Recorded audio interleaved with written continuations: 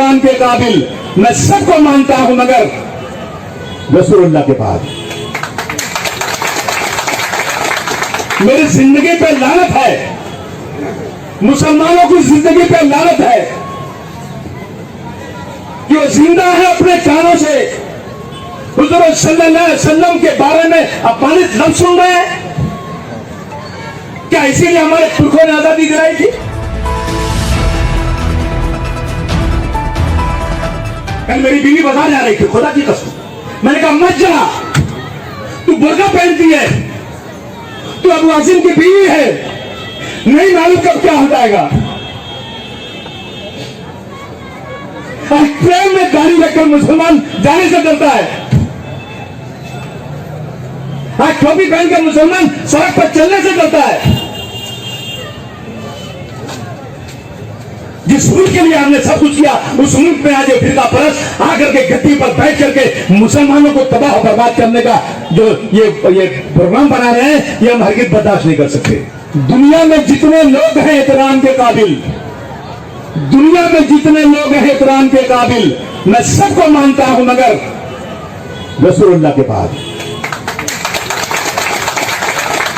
मेरी जिंदगी पे लानत है, मुसलमानों की जिंदगी पे लानत है कि वो जिंदा है अपने कानों से हुज़ूर सल्लल्लाहु अलैहि वसल्लम के बारे में अपमानित लफ्ज़ सुन रहे हैं। क्या इसीलिए हमारे पुरखों ने आजादी दिलाई थी? जब चाहे जो कह दिया। नवीन जिंदा भी इस्लाम के खिलाफ बोलता है, जो चाहे बोल दिया। प्रमोद मुतल्लिक है, एकदम मरूज दिखता है,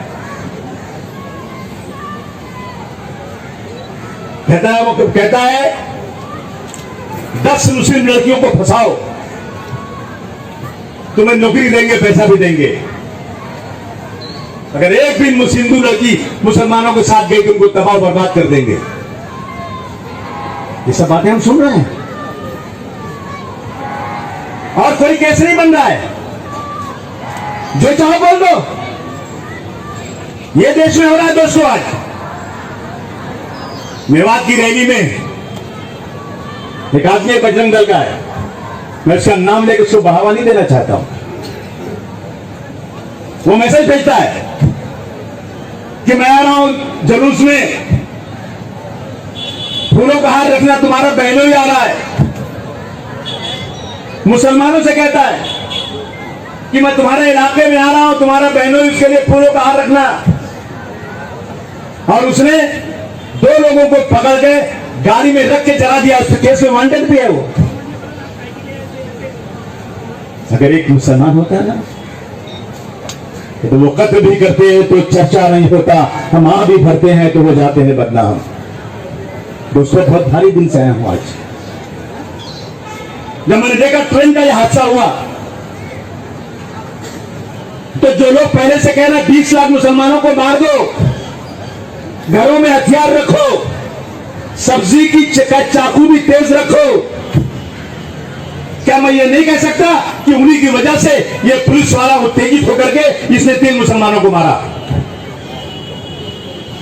उस आदमी को भी जितने लोगों ने भाषण किया, अगर इंसानियत होगी सरकार के अंदर, हालांकि सरकार में इंसानियत तो है नहीं, हैवानियत है। इंसानियत होगी तो जिन्होंने उत्तेजित किया था कि चाकू तेज रखो, 20 लाख मुसलमानों को मार दो, उन सबको इस केस में बंद करना चाहिए, जेल के पीछे अगर कहीं कानून नाम की चीज होगी तो। आप उत्तेजित कर रहे हैं, मुसलमानों को मार देंगे, लगातार चिल्लाए जा रहे हैं।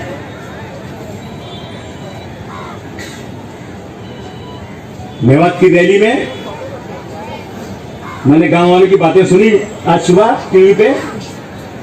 हिंदू लोग कहते हैं कि आजादी के पहले से एक आदमी 58 साल का कहता है कि हम जब पैदा नहीं होते, जब से ये इलाका मुसलमानों का ज्यादा है, हिंदू कम है, हम हिंदू माइनॉरिटी में है और मुसलमान मेजॉरिटी में है, लेकिन आज तक कभी ना झगड़ा नहीं हुआ।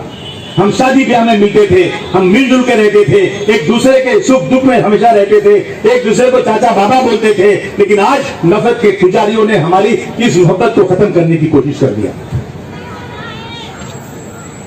छोटे छोटे धंधे करने वाले मुसलमानों के पास है क्या?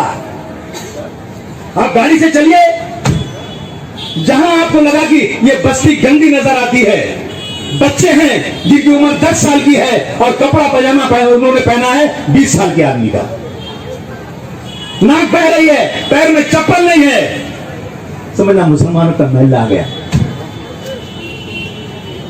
नौकरी नहीं मिलती। 1935 में अंग्रेजों ने पसमानदा मुसलमानों को लेकर के 35% मुसलमानों को रिजर्वेशन दिया था, अंग्रेजों ने दिया था। जिस दिन भारतवर्ष आजाद हुआ 1950 को ये जवाहरलाल नेहरू ये राजेंद्र प्रसाद के पास गए, जवाहरलाल नेहरू और ये हमारे होम मिनिस्टर सरदार वल्लभ भाई पटेल एक लेटर सिर्फ लिख के गए और कहा कि अगर इस देश में किसी को रिजर्वेशन मिलेगा तो सिर्फ हिंदुओं को मिलेगा और किसी को रिजर्वेशन नहीं मिलेगा। उसी दिन से मुसलमानों का रिजर्वेशन खत्म हो गया। तारीख गवाह है, देख लो, जब गांधी जी ने स्वदेशी आंदोलन चलाया उसी दिन मुसलमानों ने अपनी बड़ी बड़ी कंपनियां जो यहां मेमनों की थी, मुसलमानों की थी, बोरियों की थी, उन सबों ने बड़ी बड़ी कंपनियों को लात मार दिया और स्वदेशी आंदोलन में गांधी जी के साथ शामिल हो गए। बाटा कंपनी, मुगल लाइन जहाज, सनलाइट साबुन, लाइफबॉय साबुन, बड़ी बड़ी कंपनियां किसके पास थी? सब मुसलमानों के पास। मुसलमानों ने गांधी जी के एक आवाज के ऊपर उन कंपनियों को लात मार दिया और स्वदेशी आंदोलन को जिंदाबाद कहा। तो सारी कंपनियां यहां के मारवाड़ियों ने ले लिया, अमीर बन गए और हम गरीब बन गए। जब आजादी की लड़ाई हो रही थी तो इस देश में सबसे ज्यादा 1.25 करोड़ रुपया चंदा देने वाला बर्मा के अंदर कोई और नहीं था, एक मुसलमान मेमन था जिसने कहा मेरी तरफ से 1.25 करोड़ रुपया लीजिए और अंग्रेजों को भगाने का बंदोबस्त कीजिए। ये मुसलमानों ने किया। चैनल के साथ जुड़ने के लिए सब्सक्राइब करें और बेल नोटिफिकेशन दबाना ना भूलें।